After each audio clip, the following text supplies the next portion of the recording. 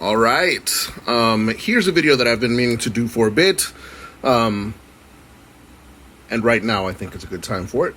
So this is my thoughts of ownership, I should say, after owning this mixer. It is a Formula Sound FF6.2L. Had it for a little over 3 months, right around 3.5 months.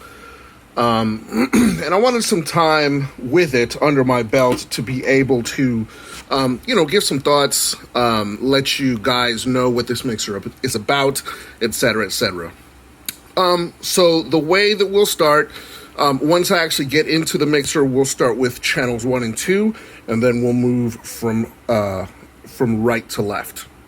Now, one thing to note up front, this is kind of like a club install mixer. As such, that's a fan there, and there is another fan on the other side, kind of in the same location as well. So that just kind of gives you an indication as to what this mixer is about. 6-channel mixer. It's a 6-channel mixer in the same way that a Zone 9.2 is a 6-channel mixer, in that channels 3, 4, 5, and 6 are like your DJ channels. These two, channels 1 and 2, are like microphone and effects return channels. So let's start with turning it on, which is always a bit of a bitch because it's back here, the switch is, and it's underneath the the XLRs, the booth XLRs. There is also this is the IEC lead, and then under that is where the power switch is. So it always kind of sucks turning it on, and that's it. It is now on. This mixer is actually kind of pretty low profile. I prefer my mixers analog and without a lot of effects, actually without any effects, and just mixers that sound good. So this mixer is absolutely to my preference, and we'll go over exactly why. Now, as an analog mixer, that means it does have a turn on and turn off thump. It's nowhere near as bad as any Allen & Heath mixer that I've had. I've owned a 9.2 and I've owned a 9.6, but the turn on thump on both of those mixers is way worse than it is on this one. Okay, so like I said, we'll start with channels 1 and 2. Excuse me. And then we'll work from right to left. Before that, a few little general things. I got this mixer. I got mine at the end of May. They're running a crazy sale. So this mixer, I paid $2,050 of your great British pounds. Given that I live in the States, I was able to pay that price of $2,050 because I don't have to pay the value-added tax, VAT. The normal price of this mixer, including VAT, is 3,474 pounds. Ouch. That's 2,895 pounds plus VAT. The normal price, the non-VAT price converted to American dollars is about $3,700. But I was able to pick this mixer up for about $2,600. So a note to everyone out there considering a Zone 96, this mixer is really not much more expensive than a Zone 96. Anyway, it was released in April of 2016. Again, it's fully analog. There is absolutely nothing digital about this mixer. No USBs, no digital outputs, no digital inputs, absolutely nothing. 100% analog. There is a rotary version available as well. I do have the line version, or the fader version, which, I want a rotary mixer, but as my daily driver, quote unquote, fader mixer is going to be the one for me. Couple of little notes, whatever. The master output and the booth are both on XLRs, which I'm not used to. All of the Allen & Heath mixers that I had, the booth was on a 1/4-inch output. So in addition to the master being on XLRs, there's also a mono output on this mixer. On the underside of the mixer, there is a switch where you can assign what actually comes out of that mono output, whether that's everything from 80 hertz down, so you can have just your bass on mono, which, you know, a lot of places, a lot of clubs and venues would elect to do, or you can put the whole output on the mono XLR, which again is also something that a lot of clubs will want to do. So yes, now we're going to get to the actual channels. Again, channels 1 and 2. Channels 1 and 2 are they're mic and line only. So the switch up here is how you select whether you want it to be mic or line. As you can see, there's a clipping indicator here. There's your EQs, which in this case are isolator EQs. They are full kill. They don't have a crazy aggressive slope though. Say hi to the Denon SC5000 because they kick ass. Just like all these other channels here, this section right here is a filter. But we'll get into that in a little bit. This is a little bit different. These are crossfader assigner buttons. So you can assign which side of the crossfader you want any of these channels on. Channels 1 and 2 do have a compressor. The compressor operates on both the mic and the line input. The line input on channels 1 and 2 is 1/4 inch, not RCA's. The compressor threshold is selectable on the bottom of the mixer with a small screw. These mics can also be sent to the booth. Again, that's selectable via a switch on the underside of the mixer. There's also a gain in addition to this gain up here, but there's another gain. You guessed it, it's on the underside of the mixer. This is very much like an install kind of mixer. It's absolute overkill for me, but I'll go over as to why this mixer was even on my radar in the first place. All right, so now we're going to go over the rest of the mixer from this direction to that one. This is the console mic. Has a 3-band EQ, high, mid, low, and these are strictly EQs. These are not kills, and there's the button to select the mic.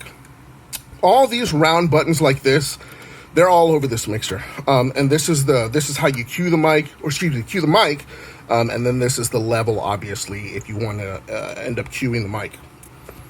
Q mix, Q to master. I always keep it on Q. This is the pre-EQ switch if you want the EQ in the headphones, or excuse me, if you want the output of the channels in your headphones after the EQ stage and the filter stage, then you're going to want to disable this pre, which is what I do. Split is left and right, obviously. This is the level for the headphones. Big chunky knob. This output is super loud. It's louder than any of the Allen and Heath mixers that I've had previously. I've always thought that Pioneer has very loud output. I don't think it's as loud as a Pioneer output, but it's damn loud. Crossfader is the crossfader. Don't really use that. I'm a mix and blend DJ. Excuse me. This is the contour for the crossfader. These are your auxes, which we'll get into in a little bit. Master level and booth level. So this master and booth is a little something that I've had to get used to coming from the Allen and Heath world. I owned Allen and Heath mixers for about 11 years. Allen and Heath mixers, I'm trying to find a way to word this. Allen and Heath does pretty much everything possible to help the DJ not produce too hot of a signal. The master output knob on an Allen and Heath mixer is an attenuator. Unity, and I don't know if this is the case on the 9.6, but it definitely is on the 9.2. Unity is at full, all the way right. On this mixer, it'll give you gain on the output, which I'm not used to, but I do like it. Let's see if there's anything else that I need to go to. This is the insert. This does have a master insert, in addition to the two auxes. We'll go over that here in a second, but the master insert, is selectable. Engageable, I guess, is the better version, or the better word, using this button here. Again, this is the booth. This tells you what your signal's looking like in the booth. Again, chunky knob, mono for the booth. Booth pan, hard left, hard right, Don't really do that, but okay. Now we're going to get to channels 3, 4, 5, and 6. Also, a little something that I started with up here. All of these round buttons, these ones down here, these red ones, this is how you put those channels into the queue. Now, these buttons, in addition to these buttons up here for the filter, these are These are way more mechanical than what I'm used to in an Allen & Heath mixer. In Allen & Heath mixers, they're kind of just like these electronic switches. They're weird. These ones engage, like, you see how it stays down? They're very mechanical. Whereas on an Allen & Heath mixer, they just like triggered an electronic switch. So that's something that took me a little bit to get used to. Now, where that really comes into play is going to be on the filters. These filters are closer in engagement to a 9.2 than a 9.6. The 9.6 filters, you never got a pop on those when you engage the filter. Sometimes you will on these. So I just gotten really fast at like selecting them and deselecting them. The filters are also different in a couple of other ways. These filters have pretty much no resonance. They're very, very smooth. And they're not 20 to 20K. These high pass, if I remember correctly, is 20 hertz to 2000 hertz. And then the low pass is 20,000 hertz to 2000 hertz. So yeah, a little something to keep in mind there. They're not full. They won't filter everything out. Phono switch is up here. Also get another clip indicator up here as well. This is your gain. This gain knob is touchy. This mixer is loud. This mixer is damn loud. A little bit of action on that gain knob gives you a huge difference in what you hear in the signal. So there's your output. Now, something to notice. If you notice, 0 is the first yellow, and you get 3 decibels of yellow before it turns red. This mixer makes a big deal out of you. It makes a big deal out of you going a little bit over 0, which I do like. This again is your crossfader. Excuse me, your crossfader assigned, or excuse me, no, this is the auxes. This is the crossfader assigned. If both of these are engaged, then it'll default to the A. Speaking of the auxes, these auxes send all the time. They're constantly sending, but this aux over here, these returns, this is the level of the return. A little something to keep in mind. Whereas on the Allen & Heaths, you had like how much you wanted to send at the top above the gains, and then you can route them back to channels 1 and 2. Yeah. I think that's pretty much it. Well, no, the EQs, I can go over those. These EQs they're similar to the Allen & Heath school of EQing. The lows operate at 140 hertz down. The low mid is from 140 hertz to 750 hertz. High mid is 750 hertz to 4300 hertz. And then the high is everything above 4300. So a decent way, let's say you play techno, which I don't. I play drum and bass. This is going to be your sub bass. I mean, everybody knows what that is. This low mid is going to be pretty much the top of your kick drum, like the attack of the kick drum. Male vocals or lower pitch vocals can kind of end up in the low mid, but most of your vocals are really going to be at the high mids. And then this also is kind of a lot of the body of your snare, but the highs is really where your drums and your cymbals and all your drum kit's going to be. Let's see. No, there was a couple other things. Excuse me. The mics on channels 1 and 2 can be sent to the booth. You guessed it. there's a screw at the bottom of the mixer that you can use to adjust that. There also is phantom power as well on these mics, but not on the console mic. Again, that phantom power is engaged via a switch at the bottom. The crossfader also can be disabled via a switch at the bottom. My thoughts on the mixer as well in use. This thing sounds lovely. It's a little brighter, I think, on the outputs than an Allen Heath 96, which is the mixer that I had directly before getting this one. It's a little brighter. It's also a little warmer in the mid-range.